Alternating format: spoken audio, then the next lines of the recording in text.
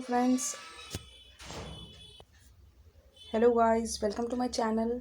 तो आज हम डिस्कस करेंगे जनरल अवेयरनेस क्वेश्चंस आज इन CGL 2019 टीयर 1 2019 के टीयर 1 के जनरल अवेयरनेस के क्वेश्चंस डिस्कस करेंगे, that too with detailed explanation.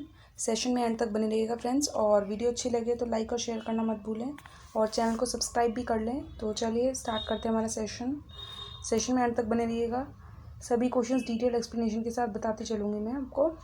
तो चलिए, the very first question which was asked was the 1 horsepower approximately how many watts। हमें बताना था 1 हॉर्स पावर जो है कितने वॉट्स के इक्वल होता है। तो जो हमारा 1 हॉर्स पावर होता है वो 746 वॉट्स के इक्वल होता है। ठीक है ना। इस क्वेश्चन से रिलेटेड कई बार पावर की SI यूनिट भी पूछ लिया जाए, तो SI unit of power is what. ठीक है ना। SI यूनिट से भी क्वेश्चन काफ़ी पूछे गए हैं प्रीवियस एग्जामिनेशन में। चलिए, नेक्स्ट क्वेश्चन था हमारा, not the member of SAARC association. देखो, मैं बताना था 4 ऑप्शंस गिवन थे, सार्क एसोसिएशन का कौन मेंबर नहीं है। देखो, फर्स्टली सार्क की फुल फॉर्म क्या है? South Asian association for regional cooperation. ठीक है ना। इसका एस्टेब्लिशमेंट कब हुआ था? So it was founded in 1985। ठीक है ना। अब इसके मेंबर्स कितने हैं? 8 मेंबर्स कंट्रीज़ हैं, है ना। 8 कंट्रीज़ इसकी मेंबर हैं सार्क की हमारी। ठीक है।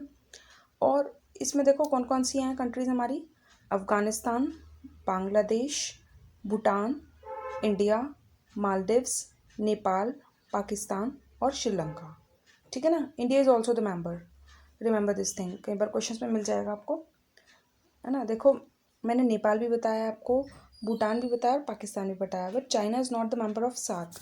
तो इसका आंसर क्या होगा हमारा? Third option, SAARC. ठीक है ना। सार्क के जो मेंबर्स हैं याद रखिएगा, 8 मेंबर्स हैं, और सारे 8 के 8 याद होने चाहिए, क्योंकि कई बार एग्जाम्स में क्वेश्चन पूछे जा रहे हैं इससे काफ़ी। Who is not the member of SAARC. ठीक है ना। फुल फॉर्म भी इंपॉर्टेंट है, इसका हेड ऑफिस भी इंपॉर्टेंट है। इसका हेड ऑफिस काठमांडू में है, नेपाल में। ठीक है ना। और यूनाइटेड नेशन ऑर्गेनाइजेशन से अंदर हेडक्वार्टर्स की मैंने एक वीडियो, सेपरेट वीडियो प्रिपेयर की हुई है, बहुत अच्छी वीडियो बनी हुई है। अगर आप चाहते हैं तो डिस्क्रिप्शन में लिंक दिया गया है, जाकर देख सकते हैं। वो भी टॉपिक बहुत इंपॉर्टेंट है, उससे भी काफ़ी क्वेश्चन पूछे जा रहे हैं एग्जाम्स में, तो उसको भी अच्छे से कवर कर लीजिएगा friends. UN organizations and their headquarters. ठीक है ना। डिस्क्रिप्शन में मैंने लिंक दे दिया है, वहाँ से जाके आप विजिट कर सकते हैं वीडियो को। चलिए, नेक्स्ट क्वेश्चन पे आते हैं। King Harshvardhan ascended the throne of Thaneshwar and Kannauj on the death of his brother. देखो, ये जो क्वेश्चन था ये गुप्तोत्तर काल का था, पोस्ट गुप्ता पीरियड का। ठीक है ना। तो हर्षवर्धन जो है, राजा हर्षवर्धन जो है हमारा, गद्दी पर बैठा था after the death of his brother Rajyavardhan, है ना। राज्यवर्धन की डेथ के बाद। ठीक है। और भी इंपॉर्टेंट पॉइंट्स हैं गुप्तोत्तर काल से रिलेटेड, सुन लीजिए ध्यान से। जो चीनी यात्री ह्वेनसांग है, ये भी हर्षवर्धन के शासनकाल में आया था। ठीक है ना। ये कई बार पूछा गया एग्जाम्स में, ये हर्षवर्धन के शासनकाल में कौन सा चीनी यात्री आया था, या चीनी यात्री ह्वेनसांग किसके शासनकाल में आया था, कैसे भी पूछा जा सकता है क्वेश्चन। ठीक है ना। और देखो, हर्षवर्धन की कुछ रचनाएं भी हैं, ये भी हैं, रत्नावली, नागानंद, प्रियदर्शिका, है ना। ये भी इंपॉर्टेंट है एग्जामिनेशन पॉइंट ऑफ व्यू से बहुत ज़्यादा। ठीक है ना फ्रेंड्स। चलिए, नेक्स्ट क्वेश्चन पे आते हैं। Which of the following is not a folk dance belonging to the union territory of Jammu and Kashmir. ठीक है ना। फोक डांसेस गिवन है, हमें बताना है which does not belongs to Jammu and Kashmir. देखो, इसका आंसर जो है डंगी, है ना। डंगी जो ये डांस है ये जम्मू कश्मीर को बिलोंग नहीं करता है। ठीक है ना।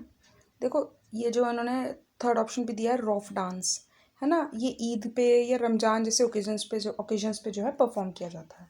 ठीक है ना। ये जम्मू एंड कश्मीर के हैं, बाकी सब दुम्हल, हफीज़ा, रॉफ। रॉफ जो है ईद के टाइम पे, रमज़ान के टाइम पे जो है ये परफॉर्म किया जाता है, ये वाला डांस। ठीक है ना। नेक्स्ट क्वेश्चन पे आते हैं। Private ownership of the means of production, है ना।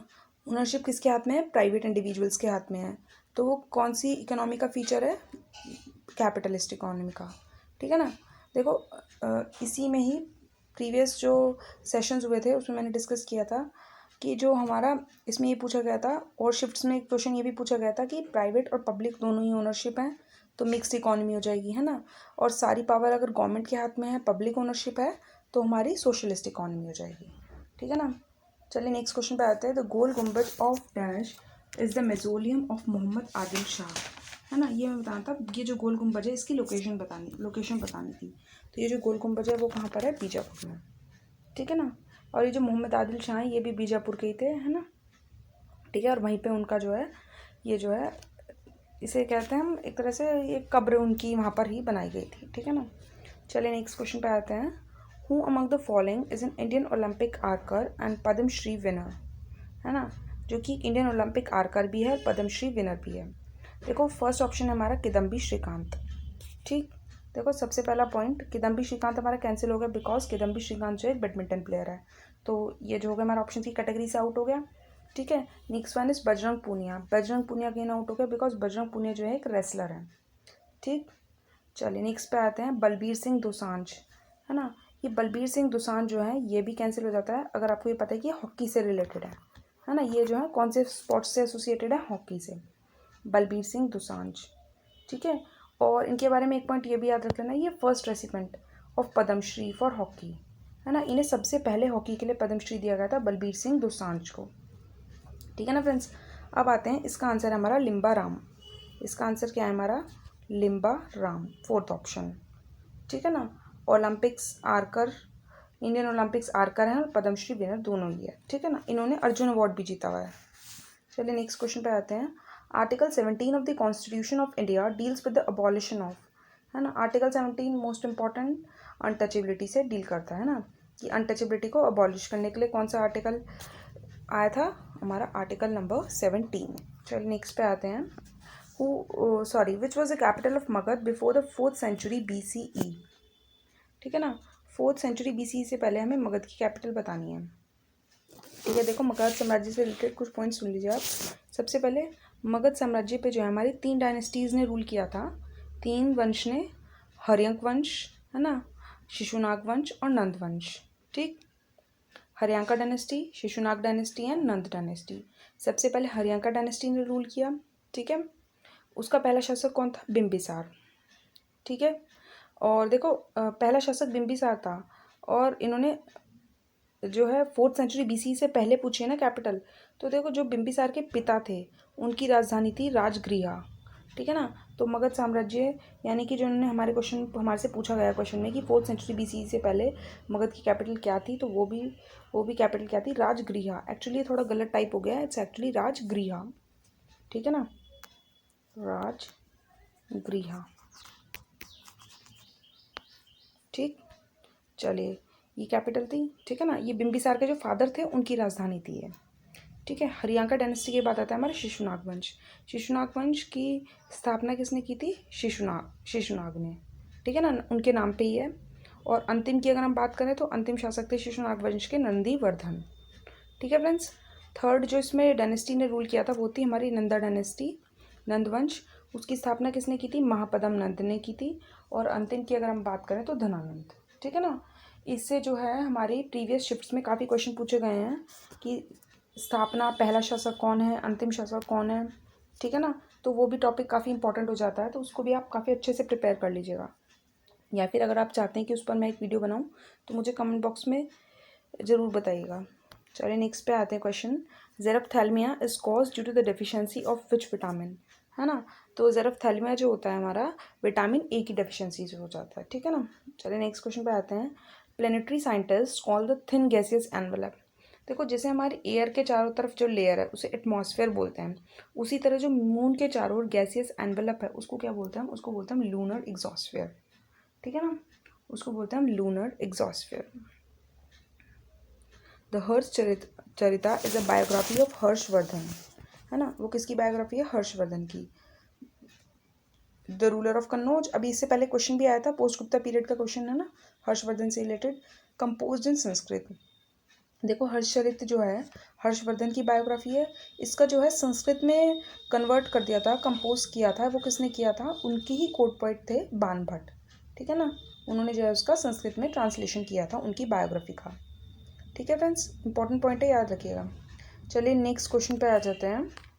The Vedic civilisation in India flourished along the river the grounds of religion, हमें बताना था कौन सी रिवर के अलॉन्ग जो है फली फूली थी हमारी जो वैदिक सिविलाइजेशन थी, वैदिक सभ्यता थी, ठीक है ना। तो Vedic civilisation flourished along Saraswati river, Saraswati, ठीक है ना। देखो वैदिक सभ्यता के अगर संस्थापक की बात करें तो वो कौन थे, हमारे आर्य थे, है ना। आर्य को जो है हमारे वैदिक सभ्यता का संस्थापक माना जाता है, ठीक है। देखो जो वैदिक काल था हमारा 2 पार्ट्स में डिवाइडेड था, एक तो था ऋग्वैदिक काल या फिर पूर्व वैदिक काल भी बोल देते थे, and the second one is उत्तर वैदिक काल। ठीक है ना, ऋग्वैदिक काल और या पूर्व वैदिक काल बोलते थे और उत्तर वैदिक काल। ठीक है, ये दो पार्ट्स में डिवाइडेड था हमारा। और अगर हम बात करें ऋग्वैदिक काल के स्रोत कहाँ से हमें उसके बारे में पता चलता है, तो ऋग्वेद से हमें उसके बारे में पता चलता है। ठीक है, उत्तर वैदिक काल का स्रोत, उत्तर वैदिक काल के बारे में हमें कहाँ से पता चलता है, तो वो बाकी बचे हुए जो 3 वेद हैं, यजुर्वेद, सामवेद, अथर्ववेद, तो हमें उनसे जो है उत्तर वैदिक काल के बारे में जानकारी मिलती है। ठीक है ना, चलिए नेक्स्ट क्वेश्चन पे आते हैं। 14 question, major component of modern Olympic gold medal is. देखो जो ओलंपिक्स में मेडल्स दिए जाते हैं वो हमारे जो फर्स्ट प्लेस पे आता है उसे गोल्ड मेडल दिया जाता है, जो सेकंड प्लेस पे आता है उसको सिल्वर मेडल दिया जाता है, और जो थर्ड प्लेस पे आता है हमारा उसको जो है हमारा ब्रॉन्ज मेडल दिया जाता है। ठीक है ना, बट एक्चुअली जैसे जो गोल्ड मेडल बोल रहे हैं हम, है ना, वो क्या होता है, गोल्ड और सिल्वर वाले जो फर्स्ट प्लेस और सेकंड प्लेस वालों को मिलता है वो होते दोनों सिल्वर के ही हैं, लेकिन जो वो फर्स्ट प्लेस वाले को गोल्ड वाला मिलता है उस पर गोल्ड की कोटिंग हुई रहती है। ठीक है ना, दोनों बने हुए होते हैं सिल्वर के ही। ठीक है, और जो थर्ड वन होता है ब्रॉन्ज वाला वो कॉपर और जिंक का जो होता है हमारा मिक्सचर होता है। ठीक है ना, तो जो हमारा इसमें बात करें कि जो गोल्ड मेडल मिलता है मॉडर्न ओलंपिक्स में, तो वो किसका होता है, हमारा सिल्वर का बना होता है, कोटेड विद गोल्ड। ठीक है, और जो सिल्वर वाला होता है वो प्योरली सिल्वर का होता है। Next question, who was the president of the World Bank Group as of January 2020। है ना, जनवरी 2020 में वर्ल्ड बैंक के प्रेजिडेंट बताने हैं, तो वो थे हमारे डेविड मेलपास। ठीक है ना, इंपॉर्टेंट ये भी। Next question, the Biraja temple, the Raja Rani temple and the Samaleswari temple, इनकी लोकेशन बतानी थी इन टेम्पल्स की, तो वो कहाँ पर स्थित हैं, ये हमारे टेम्पल जो हैं सारे लोकेटेड हैं उड़ीसा में। ठीक है ना, चलो ये फ्रेंड्स, ये वीडियो तो आज हम यहीं एंड करते हैं, तो मिलते हैं नेक्स्ट वीडियो में। अगर सेशन अच्छा लगे तो लाइक ज़रूर करें, शेयर ज़रूर करें, और चैनल को सब्सक्राइब भी कर लीजिएगा फ्रेंड्स। और इसी के जो है सीजीएल 2019 जो टियर 1 में जीएस के क्वेश्चंस पूछे गए हैं, इसकी और भी वीडियोस पड़ी हैं इस चैनल पर, तो सब्सक्राइब कर लीजिएगा फ्रेंड्स। और मैं डिस्क्रिप्शन में लिंक दे दूँगी, आप जाकर विजिट कर सकते हैं। ओके फ्रेंड्स, तो चलिए मिलते हैं नेक्स्ट वीडियो में। Thank you friends.